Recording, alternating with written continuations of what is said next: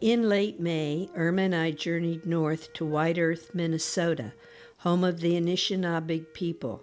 They were called Chippewa Ojibwe by the French and English explorers in the 1700s. We settled in to teach soft sculpture at the Congregate Housing Unit. Jenny May and Tito were the first ladies to join us in making Eastern bluebirds.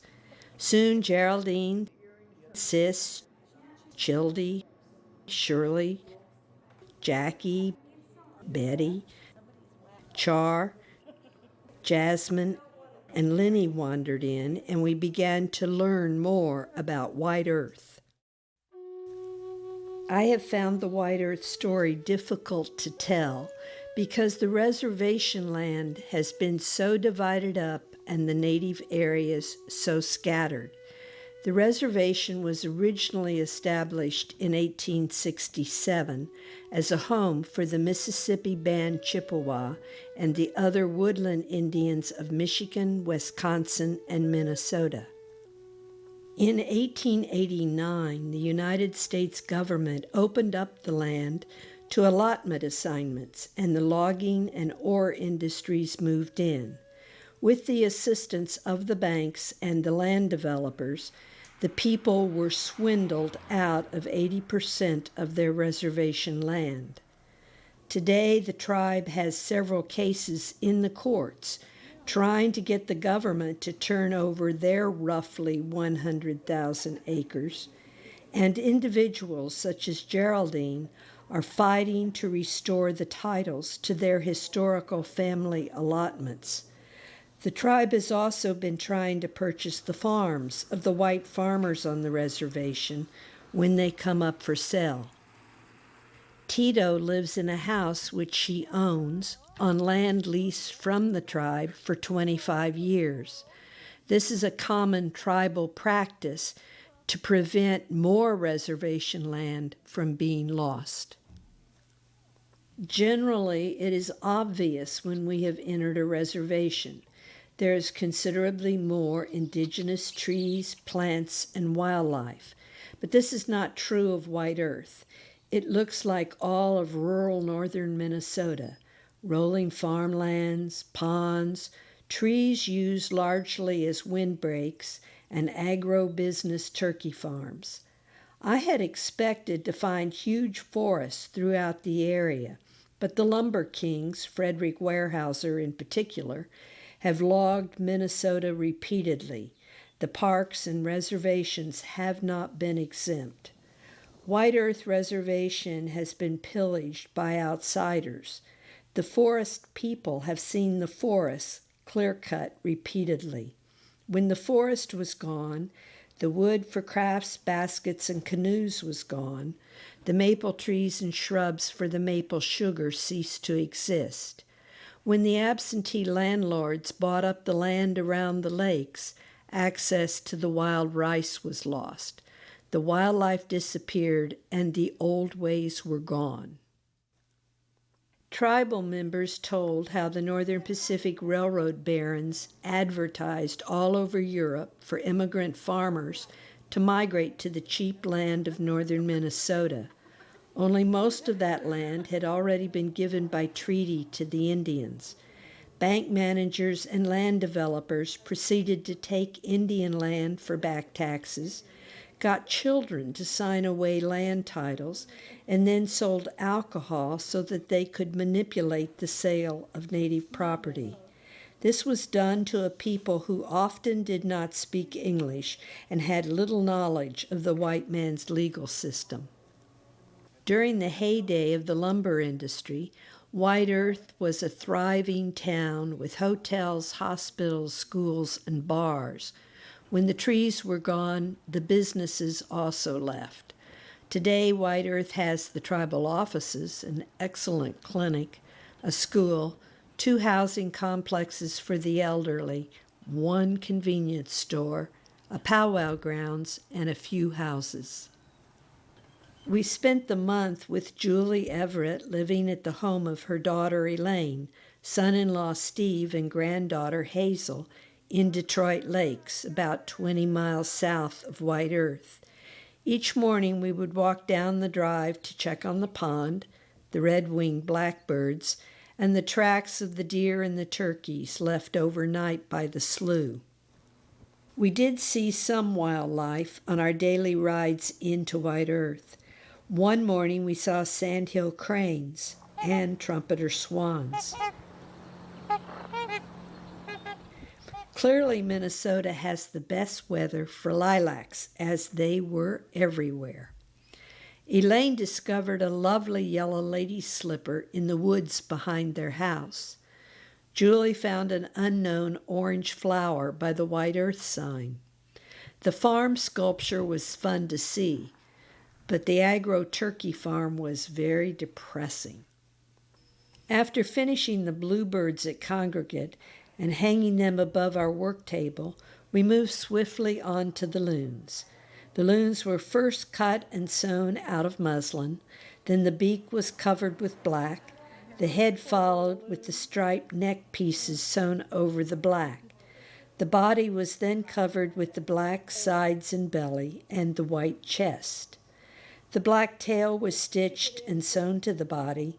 The polka dot wings were sewn together, stitched along the feather lines, stuffed and attached to the body. The red eyes were then glued into place, and the loon was finished. White Earth artist Judy Tompkins stopped by to see what we were doing and started bringing in some of her work for us to see. Her quilt about the election of 2008 was outstanding. Her diamond willow walking sticks were lovely. At the end of our stay, she invited us to a traditional firing of some of her pottery pieces. During the first weekend, we ventured into South Dakota to visit the little house on the prairie and the Wilder homestead. From the school to the thatched barn, the church, the covered wagon, the sod house, and the one-room house on the prairie, all were clearly conducive to a lot of outdoor living. We then went on to Pipestone, the ancient quarry where native peoples cut the stone for their pipes. We wandered along the path meandering through the quarry, finding the old face, the creek, the waterfall, the lovely walls of red rock, and finally the tourist center. Today, only natives are allowed to quarry the rock, although several pieces are available for purchase inside the center where native artists demonstrate their ancient techniques. Back at work on Monday, the bluebirds were being finished, and the loons were progressing well. On one day, the cooks at Congregate were cooking for a tribal meeting, so we all went over to the tribal headquarters. The building is striking, both from the front to the inside where it wraps part way around an outside circle. Display cases contained an immature golden eagle, a mannequin wearing a woman's traditional regalia, and one wearing a jingle dress. In the entrance area was a lovely hanging stained glass of the White Earth seal. After work one day, Tito invited us to see her garden, her beaver head birdhouse, the hanging flowers, and the inside of her home, where she has amassed many artifacts from her years of living at White Earth. Then back at work, we began working on the bald eagles, stuffing the muslin first. The next weekend, White Earth celebrated its 150th powwow. We watched the military opening ceremony. Participants were first smudged, then given a flag by the family of a fallen soldier. They then proceeded to the flagpoles for the raising of the flags. Many of the fallen were Vietnam veterans. Others died in the 2 Iraq wars, including Lori Pawash, who died in 2003, and whose flag was raised by 2 Iraq women veterans. The Master of Ceremonies went on to describe Native participation in the wars of the United States. The first person to fall at Bunker Hill was a Native American, and that's recorded in the history books. But unfortunately, they don't teach you that. We've been fighting in the War of 1812. We fought in the Civil War in 1863. We fought in World War I. 17,213 Native Americans fought in that one. World War II, 45,000 Native Americans fought in that one. Iraq and Afghanistan, 12,000 Native Americans are there. The flags were then raised, and the people began to move to the beat of the drum. As noon approached, participants began to line up for the grand entry. One charming young woman showed us the intricate beadwork on her lovely regalia. One young boy was a fancy dancer. The 48-star flag was raised to honor the veterans of World War II, and the grand entry began with the flags and the honor guard. Come on in, boys. Come on in.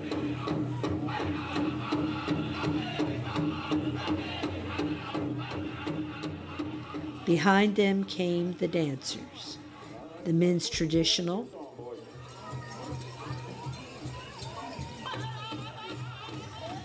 the grass dancers, the men's fancy dancers, the women's traditional, the jingle dancers, the women's fancy dancers, and lastly, the children. After a brief statement by the chief, the dancing continued throughout the afternoon and evening. The next day, we went up to Itasca State Park to find the headwaters of the Mississippi River. There we found a sculpture at the entrance of the park depicting the caretaker of the river. We then went wading in the very cold water. As we explored Itasca, we found the Preacher's Grove, which contains the tallest trees that I saw while in Minnesota. It was a lovely place. From there, we went on to Bemidji, where we found the statues of Paul Bunyan and Babe the Blue Ox, the legendary tree destroyers of Minnesota folklore. There was also a sculpture of Chief Bemidji, noticeably smaller than Bunyan. Returning to work on Monday, Jenny and Julie finished their loons. My eagle was ready for his tail and wings. Garrison brought in the bandolier made by his wife. The intricate beadwork was amazing. Later he brought in the cane commissioned by Irma for her husband Manny. It was made of diamond willow. We watched Sis, Childy, Jenny Mae, and Geraldine working away. Shirley did a superb job on her loom. After work, we wandered through the cemetery on the hill, overlooking all of White Earth. We then videoed the Thunderbird Express, which was once the all-purpose grocery and hardware store for the town. The owner had been known for his kindness and generosity, allowing people to run up tabs during hard times. From there, we went to the wildlife refuge and saw a mother duck with her babies. But the fog began to gather, so we headed back to Elaine and Steve's in Detroit Lakes. The next day, Shirley and Sis began working on their eagles.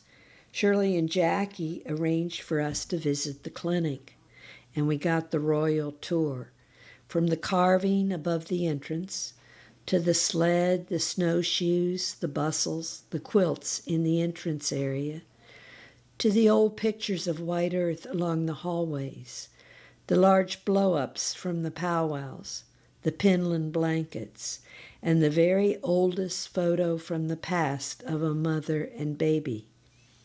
Then there was the plaque of the names of the soldiers who fought in the Civil War before Minnesota even became a state.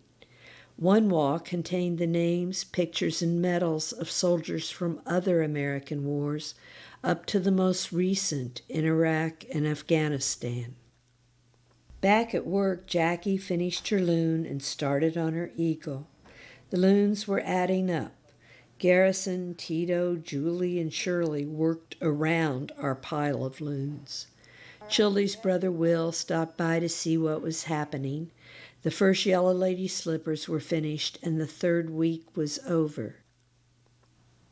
On the weekend, we headed east to Duluth to see Lake Superior and enjoyed a lovely Sunday morning walk along the waterfront with the seagulls, a sunken ship, a kayaker, a barge, and the lighthouse. On Monday, Tito brought in a sweetgrass bowl and some pouches made by a famed WhiteEarth elder. Jenny May brought in the child's ribbon dress she had made. Sis brought in the hats she had made and tried one on for us. Lenny brought in his fish decoys used for ice fishing and explained that they usually had a curved tail so that they would move in a circle when under the ice. Geraldine finished her loon.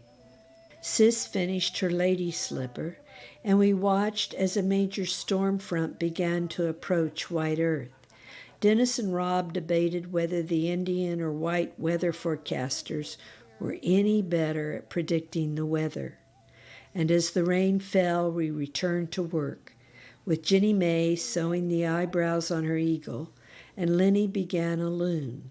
Geraldine and Jackie worked on their eagles, and Tito put some finishing touches on her eagle.